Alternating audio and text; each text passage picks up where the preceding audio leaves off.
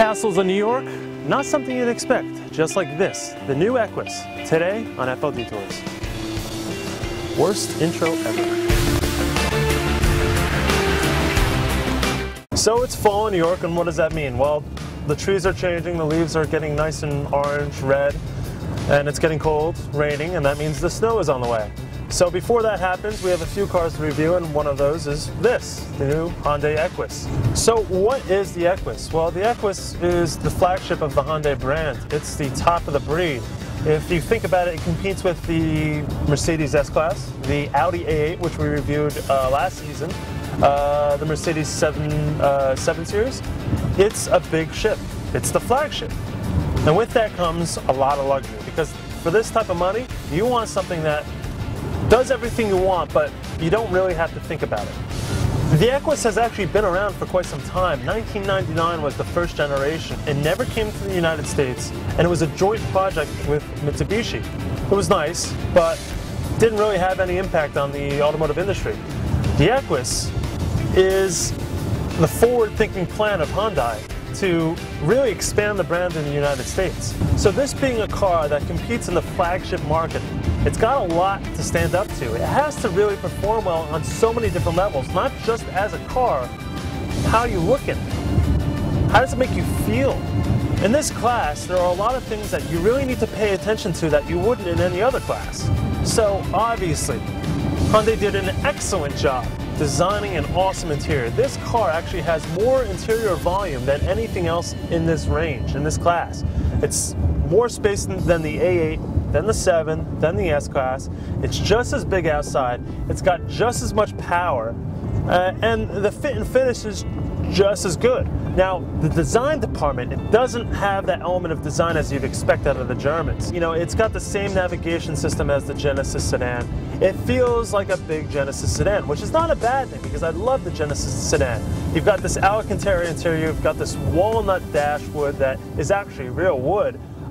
You've got good materials, everything you touch just feels good. The steering wheel is actually really nice.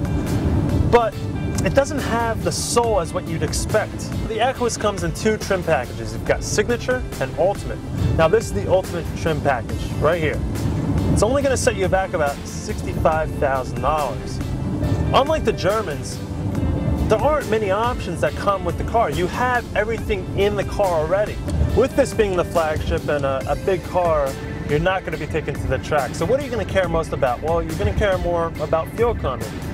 Driving this on the highway, we got about 22 miles per gallon on a short trip. On average, you're going to be getting about 19 combined EPA rated. That's about on par with the class. The only one that can beat it is actually the new A8, which does significantly better thanks to the direct injection motor. When you get into a flagship vehicle, it's all the things that you don't notice that really matter. It's the things like heated seats, cooling seats, Alcantara roof. It feels good, you feel comfortable, 12-way adjustable seats. I'm not displeased. I feel like I'm not missing out on anything that I'd find with the competitors. Everything in this class is kind of set forth. You know what you should have if you introduce a car into this category. Equus has it. With the Ultimate package, you want something that kind of sets it apart from anything else. And in this car, it's the back seat. Now, as a driver, I'm not going to spend much time back there, but I can see this car being perfect for limousine service in the city, for people who really rather spend their time doing work than driving to work. So, if you get the Ultimate package, you've got massage seats. It's kind of like a first-class interior, so the back seats recline, you can put your feet up. Very nice, and for $65,000, keep in mind, that's a 5 Series. That's the price of a lot of things that don't do as much. The one thing that does turn me off about this car is that there's kind of a disconnect between the driver and the car and the road. Turn-in does not feel sharp, even with sport mode.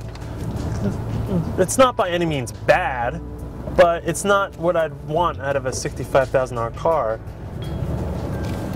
unless I was just driving around the city all day. So let's recap. The car's cheap. It holds value. It's a very good buy. It doesn't really have that soul though, and it kind of falls short in the performance department. So why would you really want this car? Well, let me tell you. It all comes down to the service. Hyundai is working extremely hard to make customers feel loved. If you buy an Equus, you can only buy it from a few select dealers. Not every Hyundai dealer will have the right to sell this car. They're trying to go a little bit more upmarket to make it feel, well, luxurious. So if you do buy this car, you're going to get the treatment. The treatment includes a warranty plan that allows you to have your brake rotors, your brakes, your windshield wipers replaced free of charge. BMW doesn't do that anymore, neither does Audi. They make you pay for your brakes and your rotors, and that gets expensive. So that's more money into your pocket. Although this car doesn't have the soul of a German car, it's new, it's fresh, and a lot of people look for that. It's something different. And with that, that means that this company, Hyundai, can think outside the box. They can think of ways to be unique, modern, much like Virgin America Airlines. So instead of getting a paper manual for this car, you get an iPad. And with that iPad, you can actually schedule your service appointments with it. Pretty cool. So if you want a car with value, I think this Equus is a good buy.